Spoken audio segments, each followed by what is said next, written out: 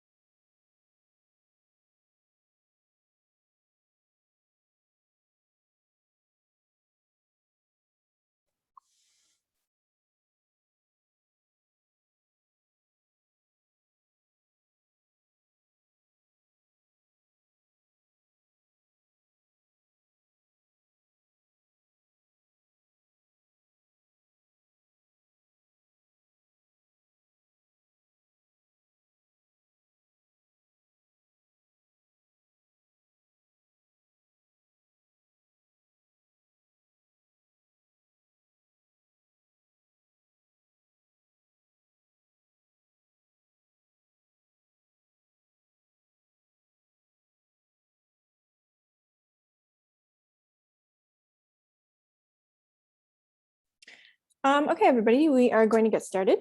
Excuse me. Welcome, everybody, to day 4 of the DSU election debates for the 2022 winter general election. My name is Jamie, and I am the DSU Council Chair, and I'll be your moderator this evening. I'm going to open tonight's debate by doing a land acknowledgement, reading the DSU equity statement, and communicating just some general housekeeping details. Excuse me. Then I'll review the debate rules before we start in with our Q&As tonight. Tonight we have the Q&A for the position of Women Students Community Rep and a Q&A for the position of VP Academic and External. And so we'll do them in that order, and there'll be a break that's in the middle of each Q&A. So I'll begin with our land acknowledgement.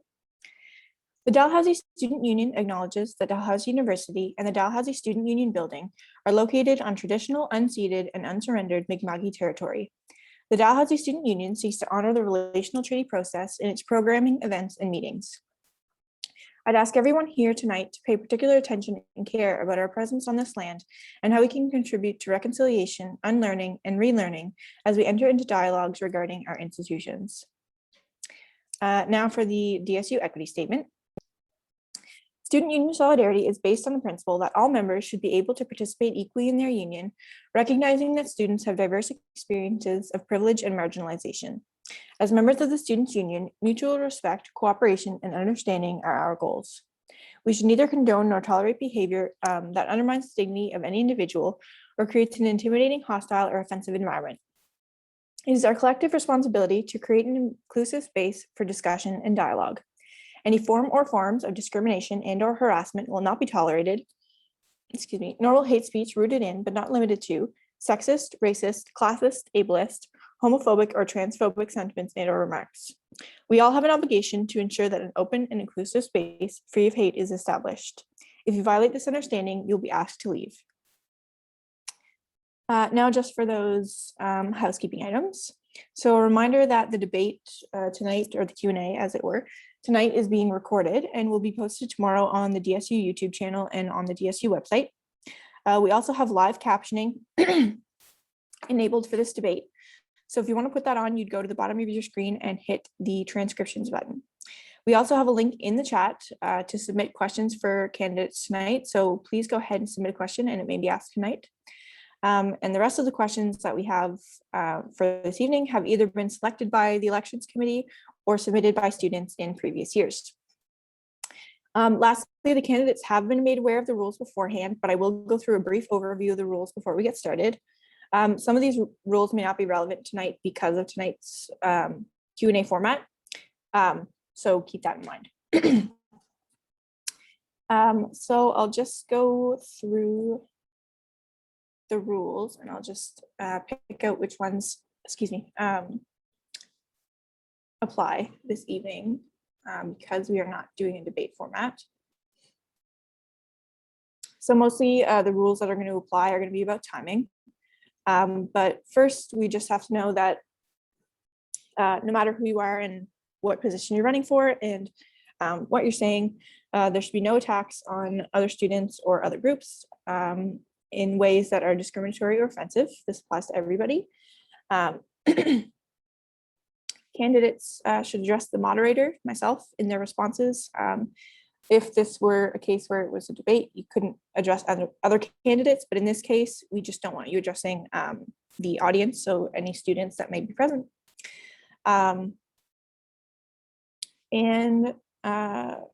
Candidates cannot have any props in their frame while they're speaking, and this includes anything behind them, anything that relates to campaign materials or anything like that.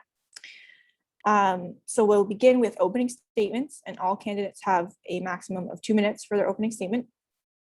Then I'll ask questions, and we have 2 types of questions. The first is a 90-second question, and so that is, I will time out 1.5 minutes, and the candidate will be able to speak for that amount of time. The second type of question is a 5-minute question, which typically during a debate format goes back and forth between candidates, and candidates have a chance to respond and kind of answer each other. But in this case, since it is a Q&A, I will allow the candidate to use all 5 minutes if they'd like to, but they can use as much or as little of that as they'd like. When we are doing time questions, which all of them are, when there is 20 seconds left in your timer, I will wave this orange square around so that you know that there's 20 seconds left. At the conclusion of each Q&A, each candidate will have 1 minute for a closing statement. And the break that will happen in the approximate middle of the Q&A will be 10 minutes. And cameras and microphones should be turned off during the break. During the Q&A, candidates are expected to have their cameras on and to have their microphones on mute when they are not speaking. And that should be it.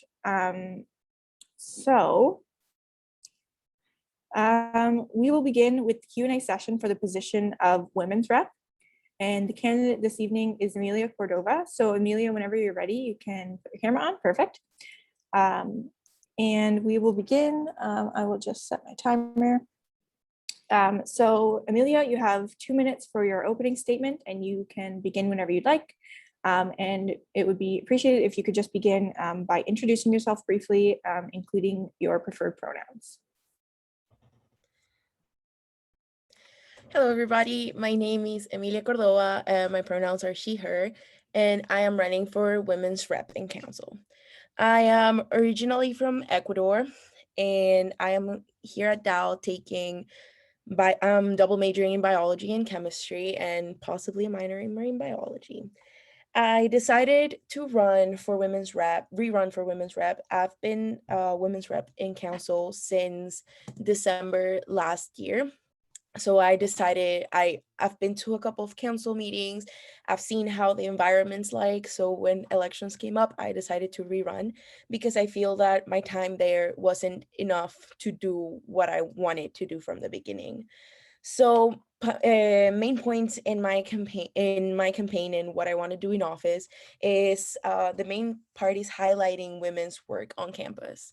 This idea in me arose after a meeting I had with the president, with Maddie, where she was telling me that there's not enough recognition in campus to women who work, who have like new ideas, who bring initiatives to campus, and who do some amazing work that I've heard of, like research and works in like equity and inclusiveness in campus that are not being recognized. We have awards for athletes, we have the impact awards that are in general, but there's not a space where we recognize women in campus. So I wanted to create that. This late March is going to be our women non-binary and trans women week in leadership. So I am really excited about working on that and trying to improve the planning and organization of that kind of events. Another ideas I have for my campaign is increasing the number of events that highlight diversity in campus. As many of us know, Dalhousie has more than 10% of international students. We have Black and Indigenous people of color. We have a big LGBTQ plus community. So what I want is to increase the number of events that highlight the diversity we have on campus. I personally identify as a Latina woman, and on September was the Latin American Heritage Month in Canada, and I did not see anything happening for us. And I believe that happens to many cultural groups around campus. So that's another point I wanted to highlight in my campaign. And the last point is to increase security around campus for women and anyone that identifies as a woman. Thank you, Emilia. So we'll begin with a 90-second question. And so the question is, what current work do you do for your constituents, i.e. women students?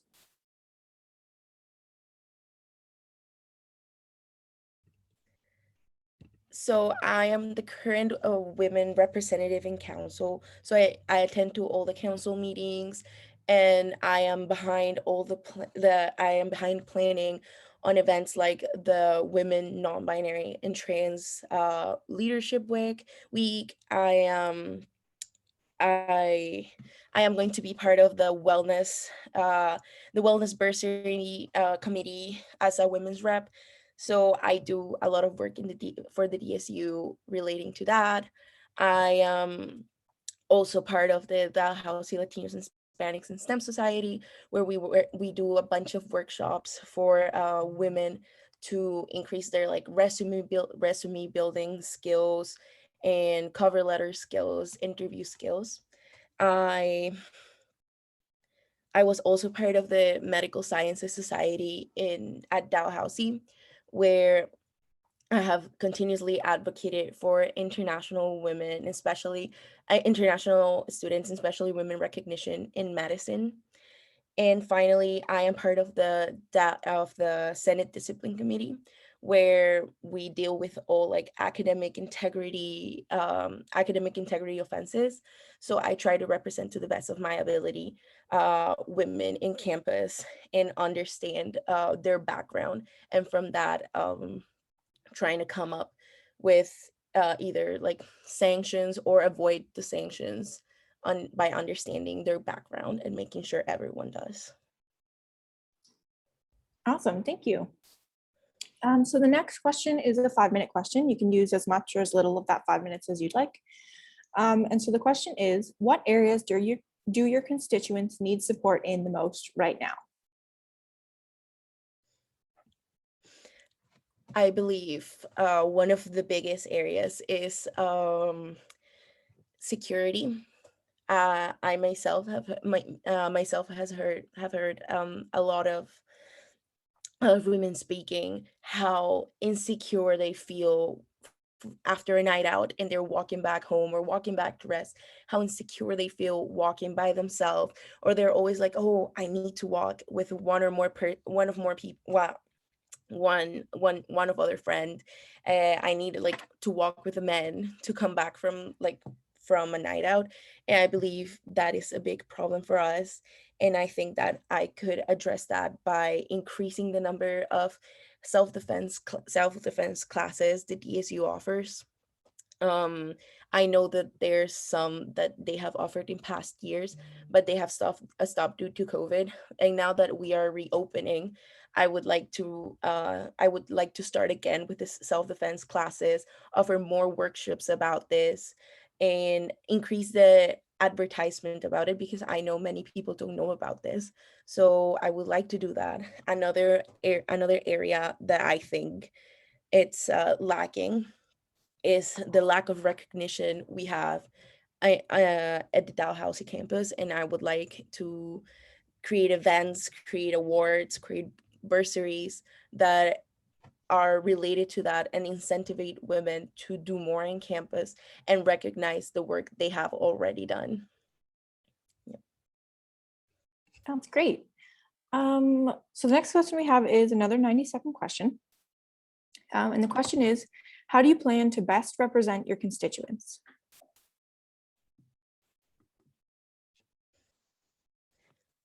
First of all, I would like to start representing my constituents by doing more research about everyone that falls under the big umbrella that is being a woman.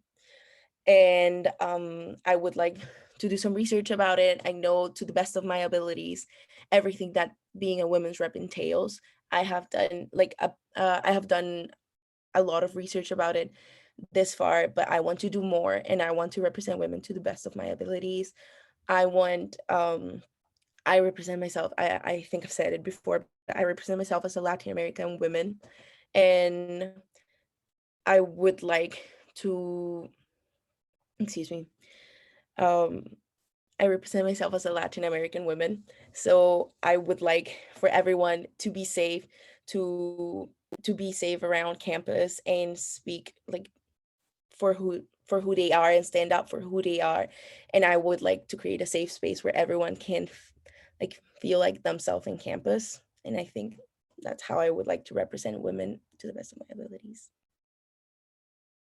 That's great. So the next one is another 90-second question. And the question is, what is the most pressing issue facing your constituents, and how do you plan to address that issue?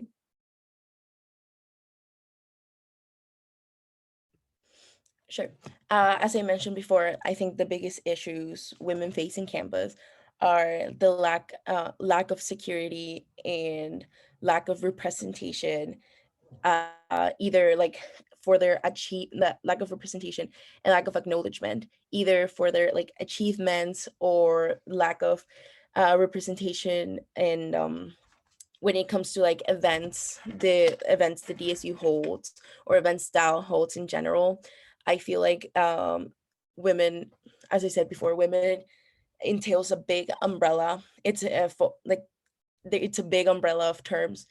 And I think that I would like to create events that, to the best of my ability, that tries to like acknowledge all of those terms and all of those people that represent themselves as women. So I would like to increase, for security, I would like to increase the number of self-defense classes on campus. I would like to increase the number of events we hold that are specific to diverse groups on campus. And I would like to keep going with the women, non-binary, and trans leadership week, where we would highlight the achievements women have done all across campus. That's great. Next, we have another 5-minute question. And this question is, what do you think, what resources does the DSU provide that you think are the most critical? First of all, the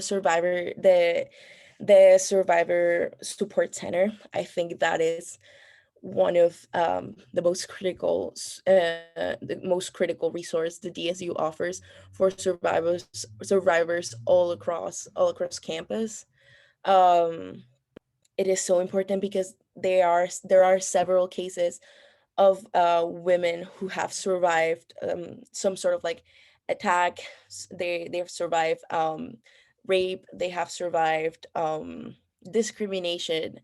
And I think it is essential for the DSU, and it is essential for women across campus, so they don't feel alone.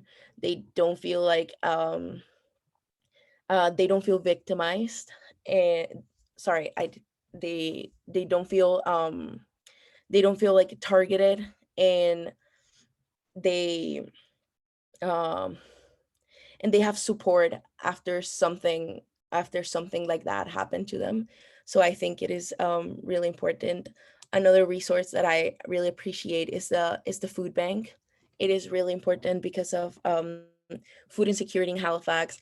There are some students that are already struggling paying for tuition. And when it comes to paying tuition and doing grocery shopping, they prioritize their education.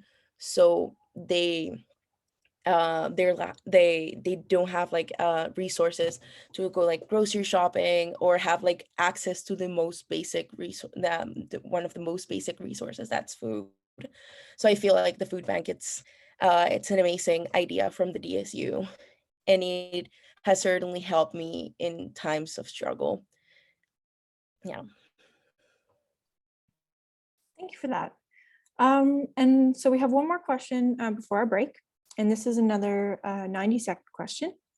And so this question is, what does an accessible executive or council look like for you? And what will you be doing to make yourself accessible?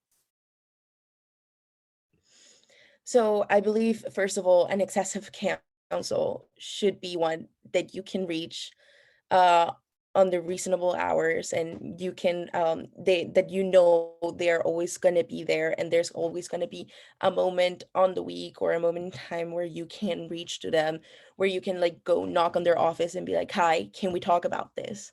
I feel like that is very important, having like office hours or being on their emails and answering pretty quick. I feel like that is very important. I also feel that there should be different the meetings, like council meetings. It's important for them to be open to general members, so everyone knows what's going on with the DSU, what's going on in the committee, what's going on in the council, what are they doing for them. After all, students are paying the DSU to do work for them, so it is fair. It is a fair trade that you pay them to do their work and you know what work they're doing for you. So I believe it's really important to have access to all council meetings. It's important to have access to council documents where you can see, you have proof of everything the DSU has done for you. And finally, I believe it's important that during the meetings, you have different accessibility resources like live transcript, like the one we're having right now. Live transcript, super important. Have have visuals, have as well as like for hearing. And I think it's also important to have in consideration um, overstimulating objects that could be in meetings. We have to be like aware of that. Sense is also a big one for people that are sensitive to sense. So if they want to come to a council meeting, they must be safe. They must feel safe that they can go into a council meeting and they won't find any trouble being there, and it won't also affect their health. That's great. Thank you so much, Amelia, for your responses so far. So that's all the questions we have before the break. So we'll take a 10-minute break now. And so it is 7:53 p.m. And so we'll return at 8:03.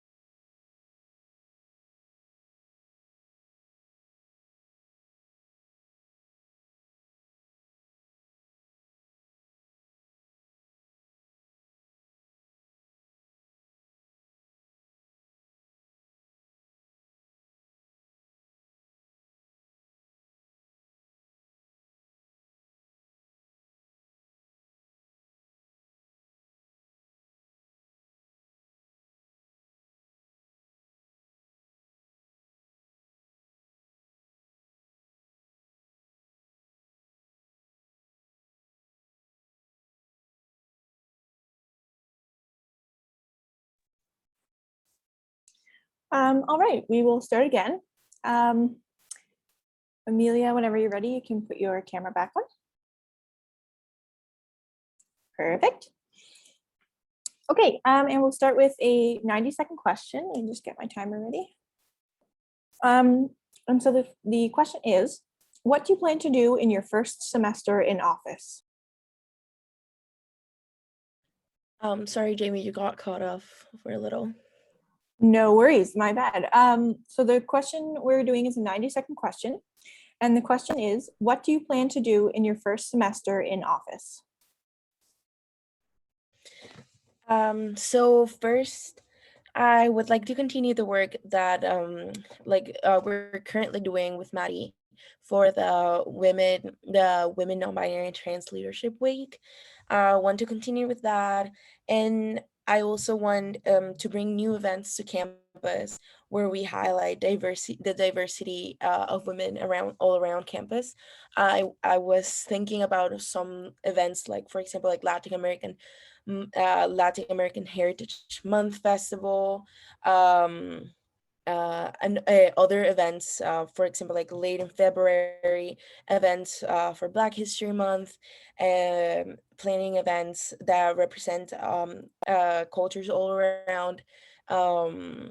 all around Dalhousie, host some events, maybe for East Stations, hosts event for the Muslim community at Dalhousie.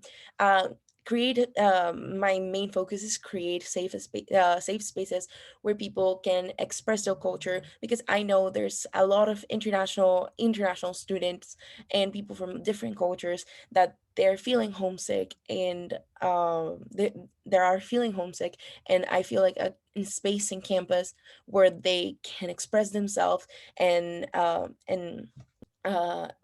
show their culture to other people would be a great idea to start. Thank you. So the next question is a 5-minute question.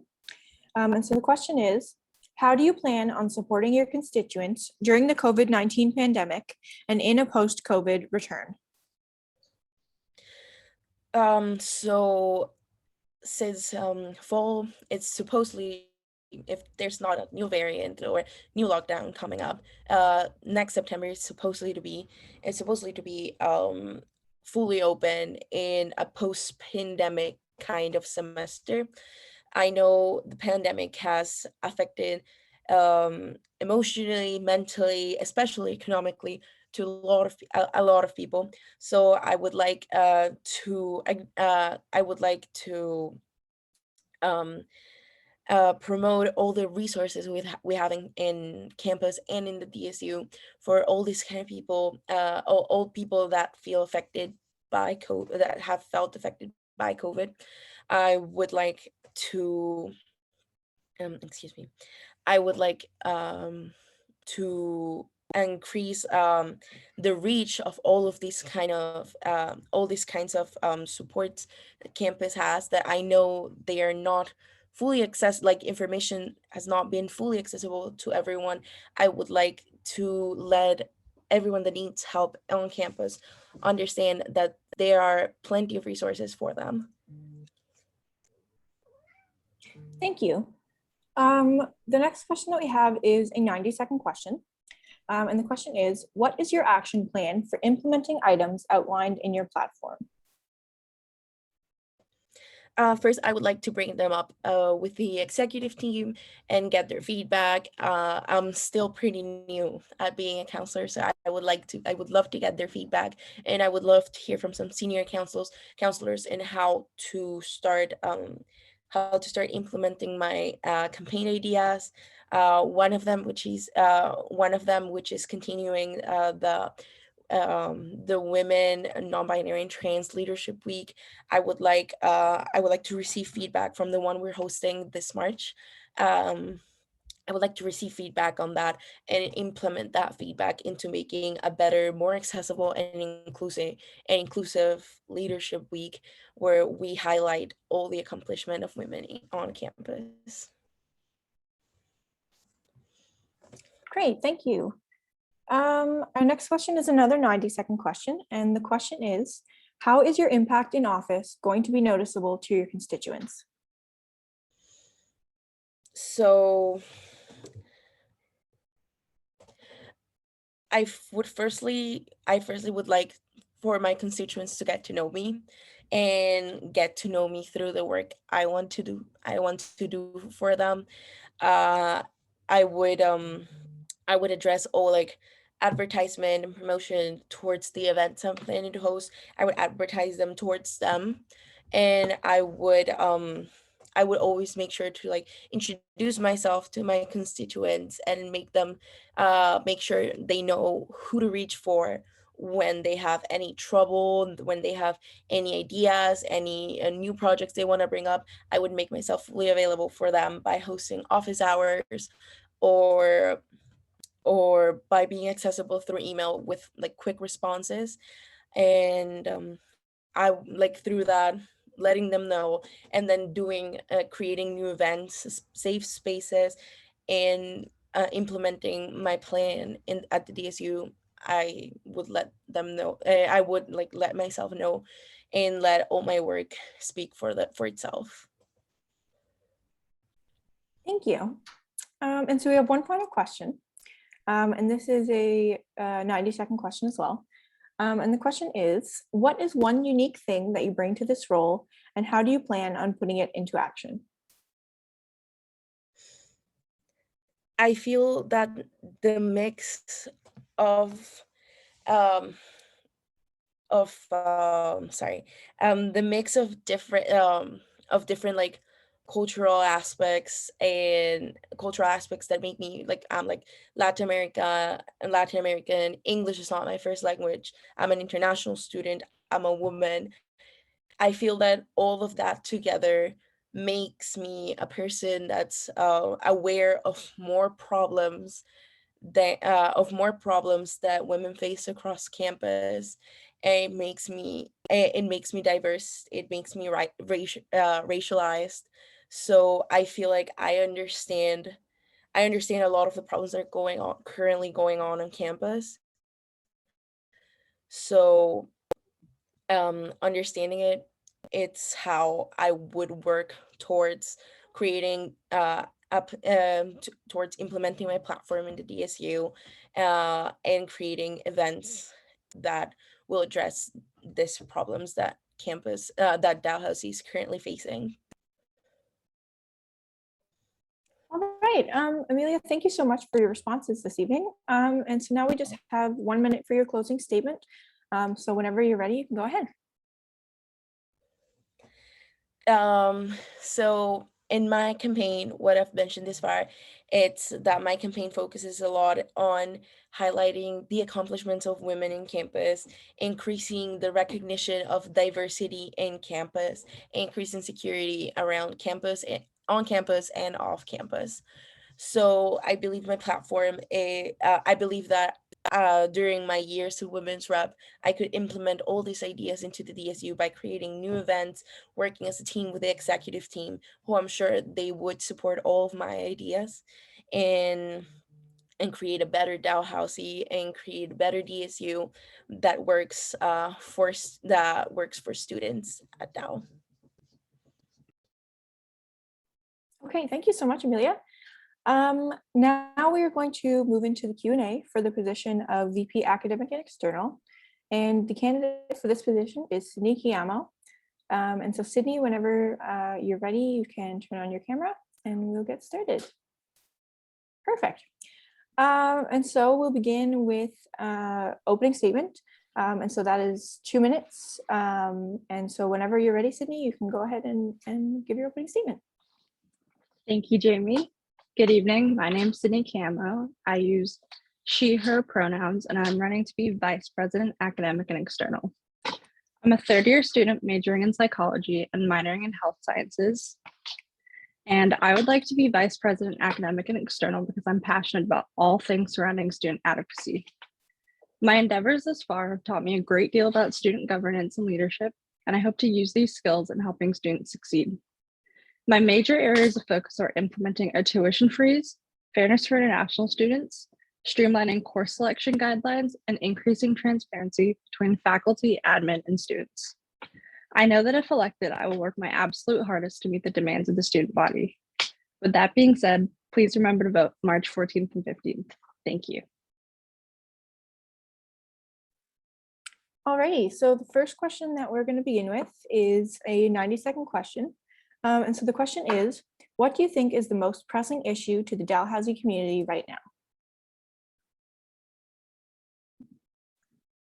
I think I'd say, without a doubt, the most pressing issue to the Dalhousie community would be tuition and financial security. COVID really did a number on a lot of people, students, faculty, admin, and despite restrictions being lifted and the push back to normalcy, those ramifications haven't gone away. The economy is not doing great. We're still in a housing crisis. Food security is not great. And these issues aren't magically going to go away, even though COVID is a thing of the past. I think that there needs to be more supports for students especially, and just more systems put in place to help students, because these issues are likely to stick around long term if they're not dealt with at the present. And I think that even though we're going back to normal, there is no normal. We're not going back to the life we knew before COVID, and that really does need to be taken into account as we move forward into a new school year and a new post-COVID life. Thank you. So next we're going to do another 90-second question. And so the question is, what does quote, advocating for students, unquote, specifically mean to you? And what does that appear as in practice? I think that I'd say advocating for students really just means listening to students and putting students first. I find often with institutions, not just Dalhousie, there's often talks of putting students first, but the decisions that get made regarding students never have students in mind first and foremost. It operates as a business and they treat students as clients. And I think there really does need to be a transition in the way we approach issues regarding students, and that there needs to be a more like centralized view. I know a big issue with elections and such is that there's not enough student engagement. I feel like it's not true advocacy if all students' opinions aren't being heard. I think true advocacy lies in meeting students where they are, whether that's sending out surveys, doing public outreach, actually going out and talking to students about the issues that matter to them and focusing on tackling those issues. Thank you, that's great. Next, we have a 5-minute question. And the question is, what areas do students need support in the most right now? I would without a doubt say that students need support most regarding financials and mental health.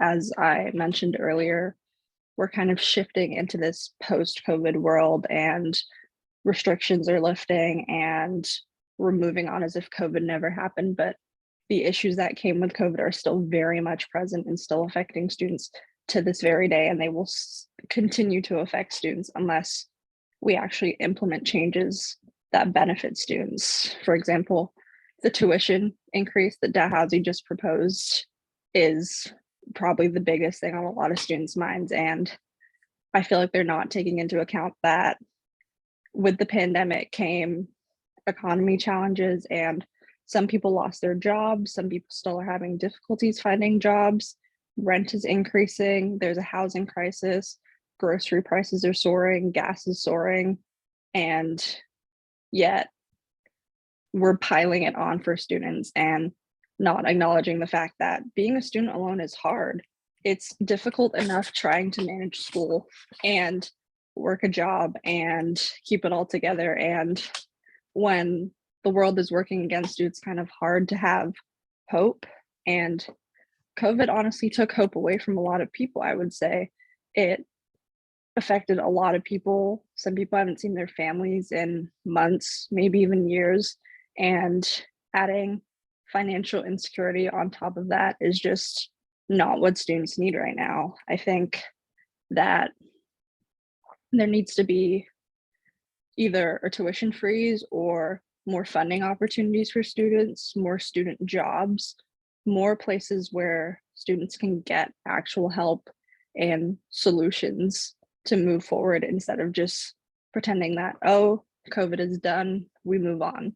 It's really not done. There are still some students being affected by this. Financials aren't recovering yet, and it's not going to magically disappear unless we put in place solutions for students.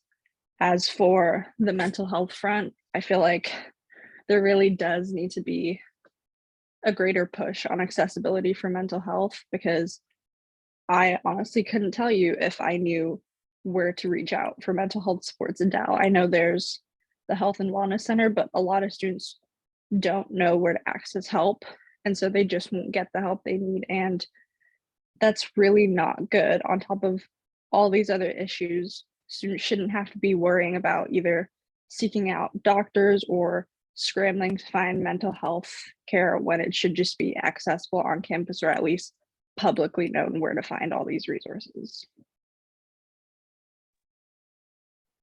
That's great. Thank you so much. Next, we have another 90-second question. And this question is, what improvements are you looking to make regarding academics, and how will you advocate for those changes at the Dalhousie Senate level? I think for starters, there really does need to be greater transparency with the SLEQs. I think at the moment, professors have to choose to opt in if they want their results publicized, and I really think that disadvantages students. Often when selecting courses, students have to seek out websites like Rate My Professor or ask other students about how the course was, and there's no transparency. It's just, it puts students in an awkward position, and it forces you to either have to just deal with the cards you're handed or opt to take another class. And even then, sometimes there's profs who you look them up or you try to find information about them and there's virtually nothing out there. And I don't think that should be the case. I think it should just be clear to all students, this is how the prof teaches, this is what their material is like. It should be informed consent, basically. Like, they should know what they're getting into, and their grades shouldn't suffer at the expense of protecting professors. And as for how I'd advocate for this at the Senate level, I think my major thing would just be pushing each of the committees and members of Senate to really see that this is a student issue and that students are the people you need to be protecting and not professors, because students are the people that you are serving at the end of the day. Thank you. And so we have one more question before break. And this is another 90-second question. And so the question is, what are some of the issues that you plan on advocating for at the government level? I think I would say the biggest issue I'd be advocating at the government level for would be a tuition freeze, or at least an increased post-secondary funding. Tuition increases don't happen in a vacuum. It's not just on Dalhousie.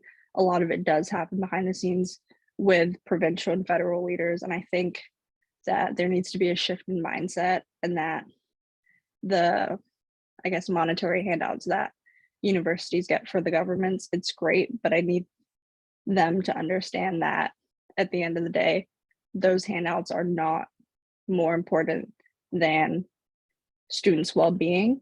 And I think that by advocating to provincial, federal, or institutional figures, this can be worked towards. It's been done in the past. I know Memorial had a tuition freeze, Dow had a tuition freeze in about 2010 or 2011, and it is possible. It's just about getting in contact with the right people and really pushing and having that student engagement and a centralized movement.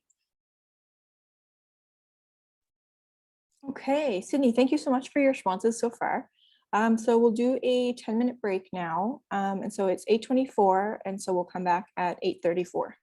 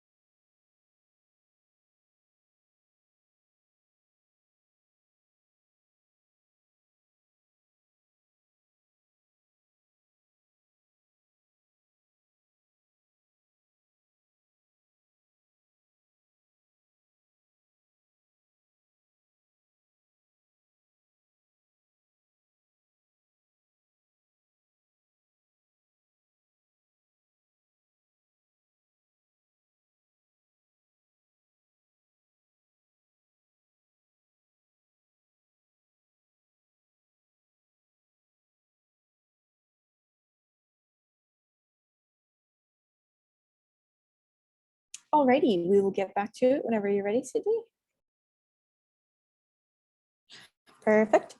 Alrighty, and so we'll begin with another 90-second question. And so the first question is, what do you plan to do in your first semester in office? I think my major focus during my first semester in office would be student engagement. As we know, it's really not as high as it should be. And I would say that student engagement is the core of most major movements. As I mentioned earlier, like the tuition freeze, I feel like they aren't as successful as they could be because students just aren't interested in what's going on, or they just aren't aware of what's going on. And I think that in order to be really successful with these movements or making actual change, students need to know what's going on and actually care what's going on. And as for other things, I would say another big focus would be increasing funding or at least accessibility for certain things. Like I want to make sure there are more bursaries for students, given that we're moving on in a post-COVID world, and I want there to be more accessibility for mental health services, for services for marginalized students like the advising centers or even the international center. I think that these services aren't as well advertised and students just don't know what's out there for them. Okay, so the next question we have is a 5-minute question. And you can use, I should have said this earlier, but you can use as much or as little of that as you want. So the question is, what resources do you think that the DSU provides that are the most critical? I think I would say without a doubt, the food bank is definitely either number one or at least top 3 of the most important resources. I think food security ties in with a lot of other issues, and having resources like the food bank gives students an opportunity to use it and not have to worry as much about where their money for groceries may be coming from, or if they have to prioritize rent or tuition, they know that there are fallback options in case they can't afford other things like groceries or other necessities. And then I would say the Survivor Support Center is definitely up there. I think it's important to have a space where victimized individuals can feel safe and know that after a traumatic experience has occurred, that there are people who are there to support them, resources they can use, and avenues that they can take in order to make themselves feel safer and work through any traumatic experiences that may have happened to them. And then I think I would say the bursaries offered by the DSU are probably the next best resources for students. A lot of students don't know what's available out there for them, but like right now there's the wellness bursary, there's emergency funds, there's bursaries for marginalized groups, and it's good to have additional money that students can access in case they have emergencies, or even if they just need a little more money in their pockets to get through the week or the month or put towards rent. It's good for students to know that there are avenues and measures they can take to support themselves when in a crisis, or even if they just need a little bit more support. Great, thank you. Next, we'll have another 90-second question. And so the question is, what does an accessible executive or council look like for you? And what will you be doing to make yourself accessible? I think an accessible council to me looks like a council that is meeting students where they are, whether that is doing public outreach in spaces that are easier to access for students, going out into the community, meeting students in residence, meeting off-campus students. I think that it's important to remember that accessibility means including everyone and meeting everyone where they are, whether that be hosting more office hours, opening up the office space, or even abolishing office hours, being constantly in the loop with emails, making sure all students are getting newsletters, emails, posters, whatever it may be. And for meetings, having options for students who need captions, hearing aids, assistance getting to meetings. I think that it's important to recognize that there is some privilege in having this position, and that we need to be able to meet students at their needs and at their level. Thank you. Our next question is a 5-minute question. And the question is, how do you plan on supporting marginalized groups on campus in your role? I think a big part of supporting marginalized campus is increasing the accessibility, or at least making students more aware of the services that are available for them. Like, I know for Black students, there is the Black Students Advising Center that often isn't a place where students turn to because a lot of students don't know what's available for them. For international students, there's the International Center, and I know there's different groups for Indigenous students or LGBTQ plus students. And I think that letting students know what's out there for them is the first step in supporting marginalized communities. And then I think the second step would be increasing funding for these groups, whether that be through bursaries or whether that be through increased funding to the services and centers that support marginalized groups.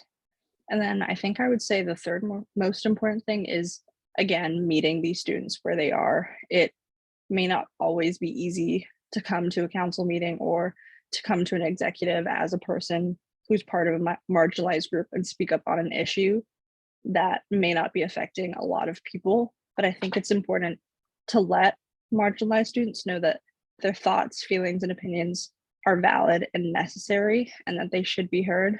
And I think that opening up the space for conversation is the first step to really being able to engage with students in marginalized communities, as well as, again, like supporting them with additional resources like bursaries, increased funding, and access to other services. Okay, and we have one final question before your closing statement. And so the final question is a 90-second question. I'm just going to adjust my timer. And so the question is, what is one unique thing that you bring to the role, and how do you plan on putting it into action? I think I'd say that all of my experiences at Dow thus far are what makes me unique. I've been fortunate to have been a part of numerous different groups and have had the opportunity to engage with different students and just learn more about the issues affecting different groups of students. And I think that having that different mindset and having lived those experiences and seen what students of all different groups and capacities go through gives me a bigger drive, and it makes me want to work harder. And I think that these experiences and opportunities have shaped everything that this campaign is about, and it's going to shape everything that I work for going forward. And I think that that's really important to keep in mind when being in this position, thinking about how not only can I work for the greater student body, but also different communities, different students, different societies, and like individuals overall. Okay, thank you so much for all of your responses this evening, Sydney. And so you have 1 minute for a closing statement, and you can start that whenever you're ready. Thank you. Thank you to everyone who made time to be here today, and thank you, Jamie, for moderating. I hope that something I said today spoke to any of you, and that everyone keeps all of these things I've just mentioned in mind when voting. Regardless of whether you vote for me, I hope that everyone uses this opportunity to use their voice and vote for a student government that they feel works for them, and make sure their needs are met. And with that being said, please remember to vote on March 14th and 15th. Thank you. Alrighty, so those are our Q&As for tonight. And we have officially wrapped up the candidate debates for the election. So thank you to all the candidates for participating tonight to the debates. Thank you to members of the elections team for organizing all of this. And thank you to everybody who has attended tonight and throughout the debates this week. Voting is coming up next week, as Sydney mentioned, on March 14th and 15th. The ballot will be sent to students via email, so keep an eye on your DAL email inbox. And remember to cast your vote and encourage your friends and peers to do the same. So thank you again, everybody, and have a great evening. Thanks, Jamie.